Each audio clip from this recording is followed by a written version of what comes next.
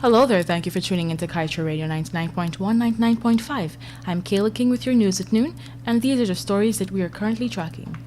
ExxonMobil could recover $47 billion in decommissioning costs by 2024, says international report. Fugitive found in makeshift camp tried to mislead cops with weight gain. Agents withholding repayments to investors, alleged Ponzi schemer, and Uri. CCTV footage reveals two pastors were trailed and then robbed. Do stay tuned.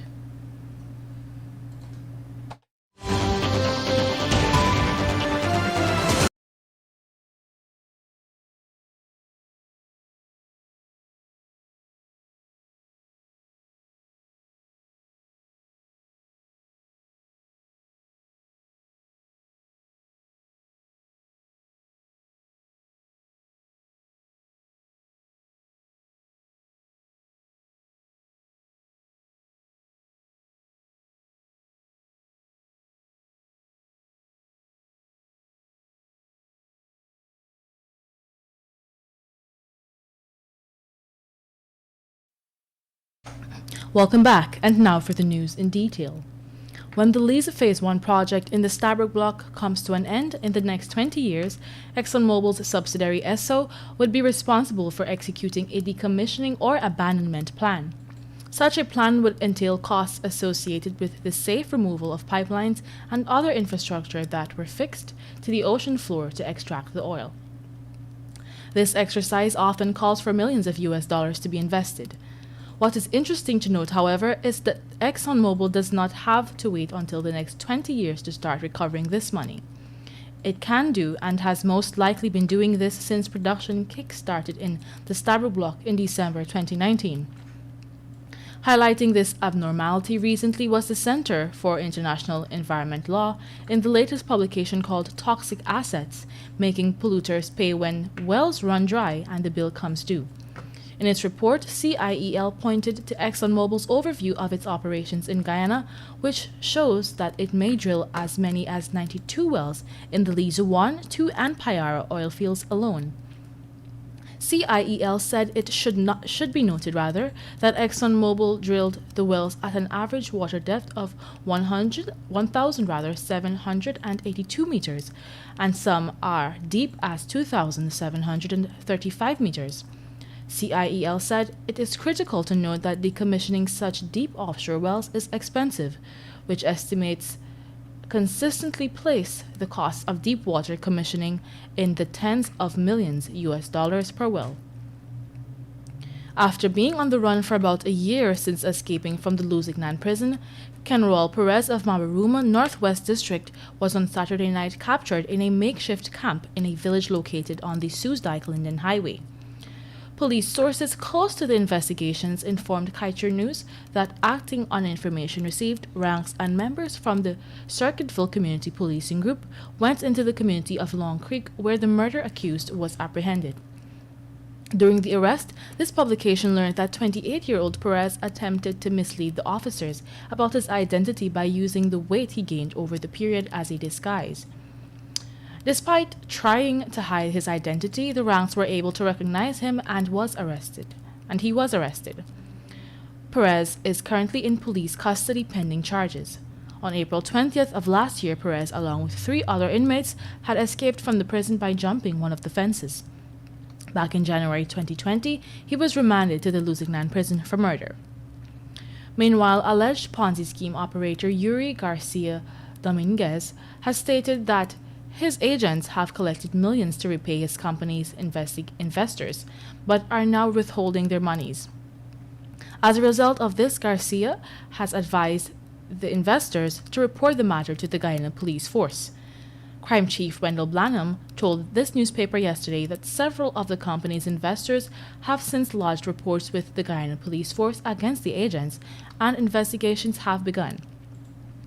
According to information received, the agents collected a commission for every investor they recruited to invest with Garcia's company, Accelerated Capital Firm Inc.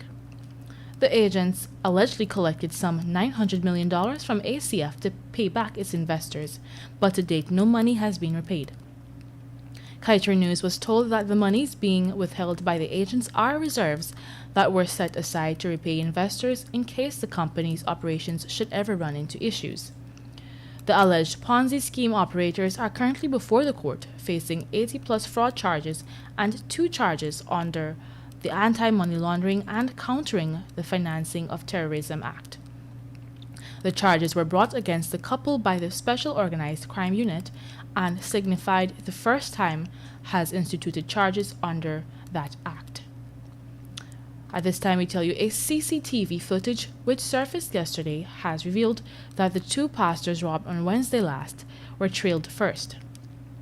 The pastors, a 36-year-old female and 33-year-old male, were robbed around 14:45 hours while entering Nerva Supermarket, located on Sheriff and John Streets, Campbellville.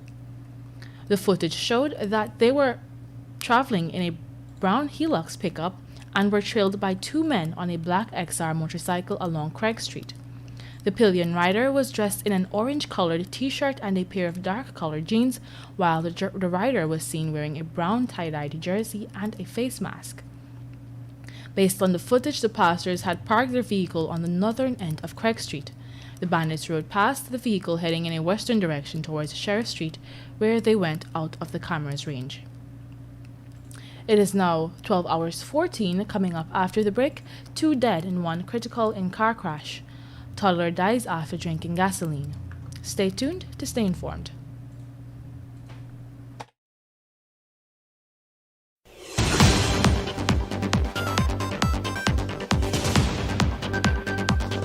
Weak systems of governance and the absence of the rule of law both combine to form the perfect stage for corruption to flourish. As part of our anti-corruption fight at Kaieteur Radio, we invite you to join us every Tuesday evening from 7:30 p.m. as we embark on a most needed quest to remove the tentacles of corruption from our systems.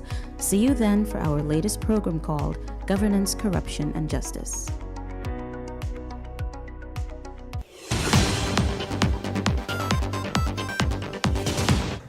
Welcome back. 2 friends are now dead and another critical after the car they were traveling in crashed into 2 utility poles on the Temeri Public Road, East Bank, Demerara on Saturday last. The dead men have been identified as Pastel Dainty, 24, and Delon Whitehead, 32. The other passenger who remains in a critical state was identified as Michael Kendall. It is understood that Dainty was the driver of motorcar PXX 5192, a blue new model Toyota Premio, while Whitehead and Kendall were passengers at the time of the accident. This publication also learned that the men had just left a barbecue in Temeri when the tragic accident occurred. A toddler died on Saturday sometime after 13 hours after he reportedly drank gasoline. Police have identified the toddler as Ken Jacobs and reported that he ingested the gasoline at a mining camp located at the Haimaraka Back Dam, Middle Mazaruni River, Region 7. His mother told investigators that she had left him unattended for a brief moment to clean up around her camp. When she returned to where he was, she reportedly observed that the 2-year-old was vomiting what appeared to be blood. The woman picked him up and began investigating. Jacob's mom soon realized that he had drunk some gasoline, which she had stored in a bottle inside of the camp. Kaieteur News was told that she saw the bottle removed from where it was and lying on the ground uncovered. Jacob's mother rushed him immediately to Isinero Health Post, located some distance away, where he was attended by a health worker stationed there. While receiving treatment, the toddler lost consciousness and was subsequently pronounced dead. The child's death was reported to the police, and his remains were transported to the Bartica District Hospital's mortuary, where it awaits a post-mortem examination. A 51-year-old truck driver who was involved in the accident that claimed the life of Lucreta Alberts of Soesdijk, East Bank Demerara, was on Friday charged with causing her death. The defendant, Ian Jaman of Backhouse, Soesdijk, made his first appearance in the Providence Magistrates Court. Jaman pleaded not guilty to a charge which alleges that on May 5th last, on Adams Road, Soesdijk, he drove motor lorry GJJ 3292 in a manner dangerous to the public, causing the death of 36-year-old Alberts. Jaman was released on $500,000 bail, and the matter was adjourned to June 16th. On Wednesday last, 2 weeks after being involved in the arrival vehicular accident, Albert succumbed to her injuries while a patient at the GPHC intensive care unit. Police revealed the woman died without regaining consciousness. Meanwhile, police are investigating the shooting of a man, 32, which occurred on Saturday last during a row over money on Victoria and Britain Road, Plaisance, East Coast, Demerara. According to information received, just after the heated argument ensued, the suspect reportedly left the scene on his motorcycle and headed in an unknown direction. Shortly after, he returned and was armed with a handgun. It was reported to detectives that he fired 2 shots in the victim's direction, which hit him on both of his legs. The alleged shooter then made good his escape in an unknown direction. The injured 32-year-old was then escorted to the GPHC, where he remains a patient. The police are still in pursuit of the known suspect. A businesswoman, along with some of her closest family members, was robbed yesterday in the vicinity of her home.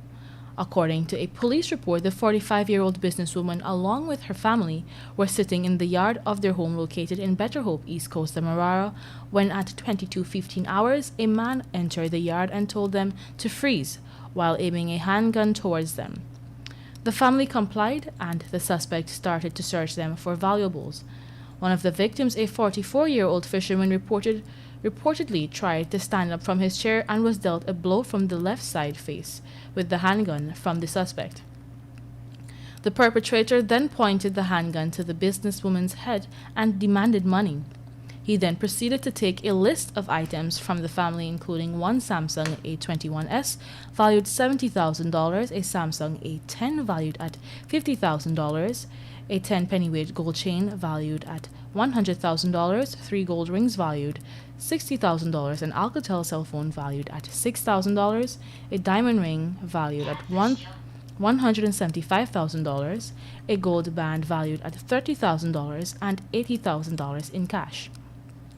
The perpetrator then exited the yard with the articles and made good his escape via a white Axio motor car.